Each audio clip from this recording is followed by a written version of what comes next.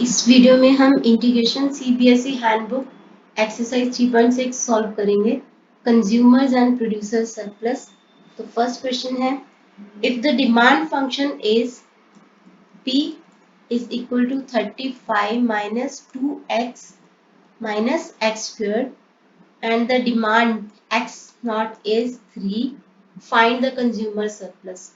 x naught is equal to 3 मतलब number of units जो cell हो रहे हैं वो है 3।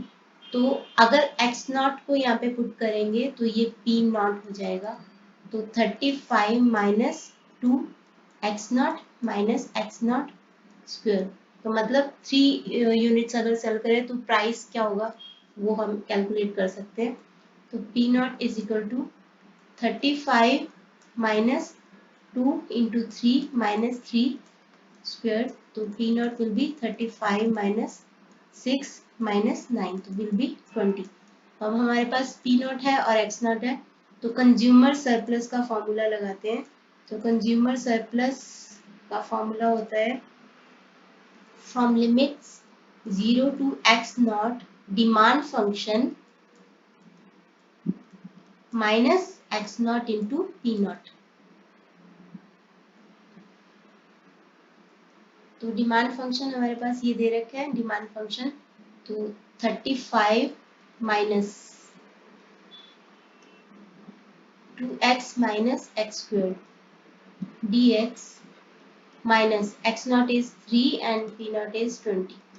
तो ये हो जाएगा हमारा, इसका इंटीग्रेशन कर लेते हैं तो क्या आ जाएगा 35x minus 2x square upon 2 minus x cube upon 3 from 0 to 3 because x not कितना है 3।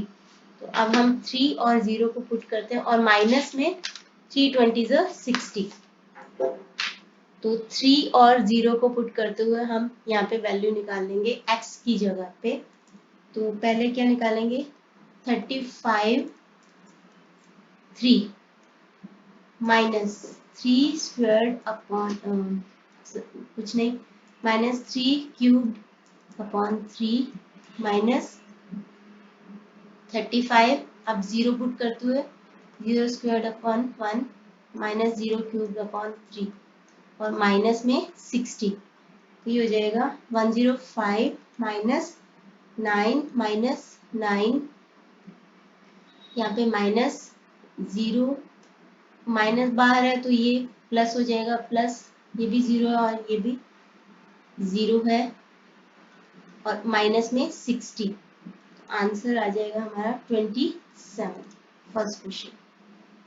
सेकेंड क्वेश्चन है, if the demand function for a commodity is p is equal to 25 minus x squared और p not given है 9, तो अगर p not इसको माने तो ये x नॉट है, तो p not is equal to 25 minus x nought square, तो ये अगर 9 है तो x नॉट कितना होगा, इसको इधर लेके आते हैं तो 25 माइनस 9 कितना होता है 16, तो x नॉट स्क्वायर्ड इज 16, तो x nought will be root of 16 मतलब प्लस माइनस 4, क्योंकि लेकिन x nought can not be equal to minus 4, क्योंकि किसी भी चीज की demand number of units minus में नहीं हो सकता, तो x nought will be equal to 4। अब 4 भी है, x नॉट भी है, p नॉट भी है, तो हम कंज्यूमर सरप्लस निकाल लेंगे। फॉर्मूला होता है 0 to x naught demand function का integration minus x naught p naught. तो डिमांड फंक्शन है हमारा 25 माइनस x स्क्वायर और dx माइनस x नॉट है 4 और p नॉट था 9, तो यहाँ पे हो जाएगा ये 25x minus x cube upon 3 from 0 to 4 minus 36। तो अभी हम यहाँ पे x की जगह पे 4 और 0 पुट कर देंगे तो हमारा क्वेश्चन आ जाएगा 25 4 minus 4 cubed upon 3 minus 25 into 0 minus 0 cubed upon 3, और माइनस 36। यहाँ पे आ जाएगा 100 माइनस 64/3 और यहाँ पे माइनस 0, ये माइनस है तो ये माइनस प्लस हो जाएगा, वैसे भी 0 ही है, माइनस 36।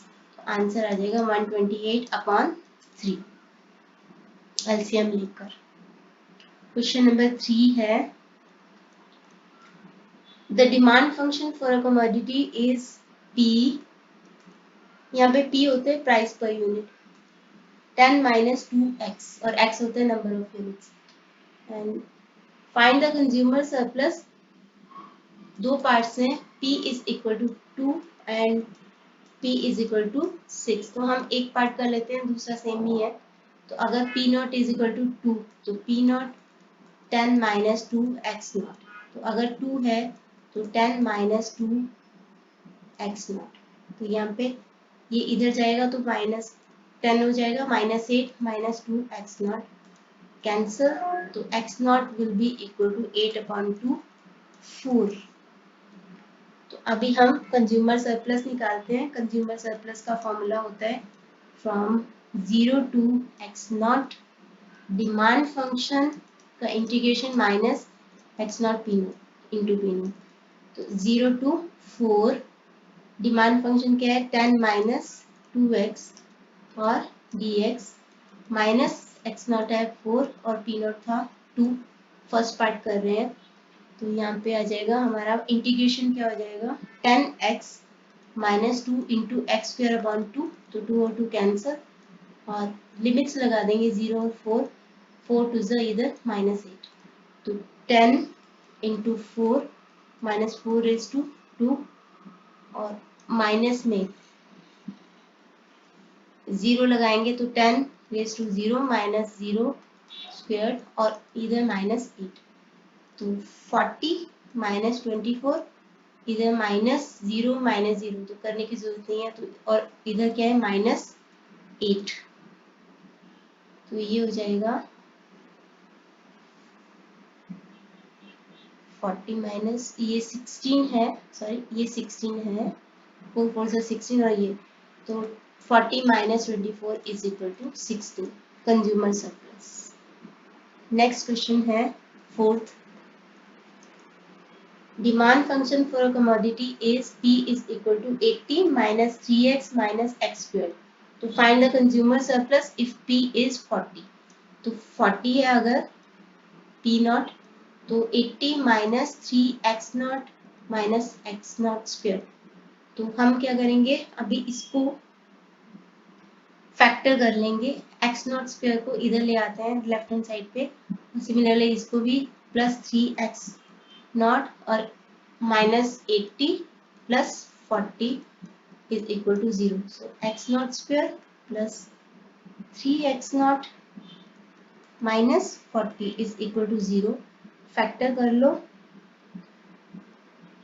3x नॉट कैसे आएगा कि उसका मल्टीप्लीकेशन माइनस 40 हो plus 8x not minus 5x not, 8 5 40 होता है, माइनस प्लस माइनस होता है, तो minus 40 is equal to 0, so x nought plus 8 minus 5 x nought plus 8 is equal to 0, which gives us x naught plus 8 is equal to 0 and x naught minus 5 is equal to 0. So x naught is minus 8 और x naught is 5. Minus 5 नहीं हो सकता, तो x naught will be 5. तो हमें निकालना है consumer surplus, formula होता है 0 to x naught demand function integration minus x naught p naught, तो ये हो जाएगा 0 to 5 और डिमांड फंक्शन है 80 minus 3x minus x square dx minus 5 into 40, तो ये हो जाएगा इंटीग्रेशन करते हुए 80x minus 3x square upon 2 minus x cube upon 3 and 5 from limit sorry 0 to 5 और माइनस में 200। अब यहाँ पे 5 और 0 को पुट कर देंगे, तो आंसर आ जाएगा 80 5 minus 3 5 squared upon 2 minus 5 cubed upon 3 minus में 80 into 0 minus 3 0 square upon 2 minus 0 cubed upon 3 minus 200। यहाँ पे आ जाएगा 400 माइनस 75 अपॉन 2 माइनस 125 अपॉन 3। ये सारा जीरो ही होगा और यहाँ पे माइनस 200। एलसीएम लेके इसका आंसर आ जाएगा 6। एलसीएम होगा तो यहाँ पे आ जाएगा, ये 400 है और ये 200 है, तो इसको हम 200 कर लेते हैं पहले।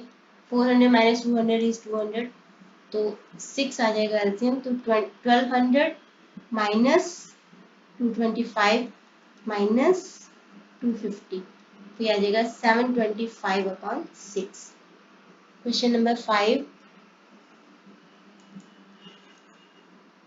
सप्लाई फंक्शन है। अभी सप्लाई फंक्शन इज, तो सप्लाई फंक्शन है तो प्रोड्यूसर सरप्लस निकलेगा 3x² plus 10 and x0 is 4, तो फाइंड द प्रोड्यूसर सरप्लस।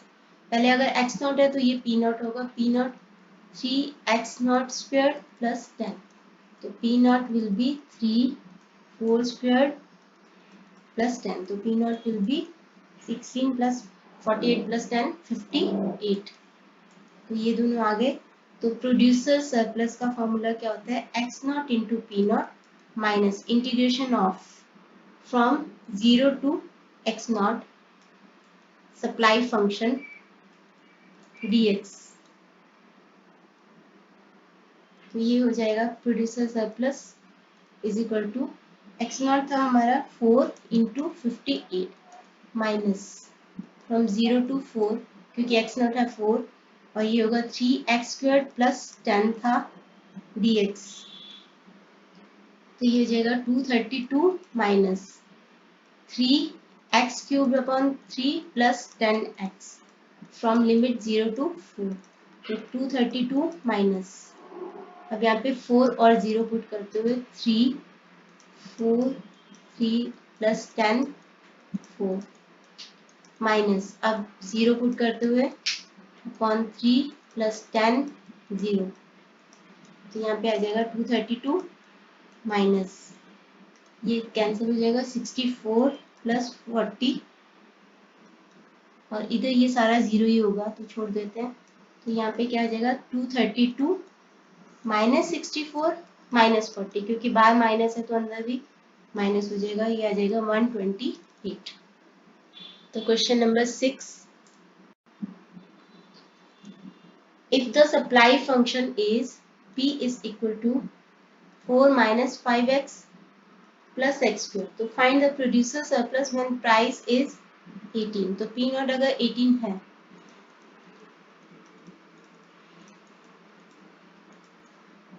है, तो 4 माइनस 5x0 प्लस x0², इसको भी फैक्टर करना पड़ेगा।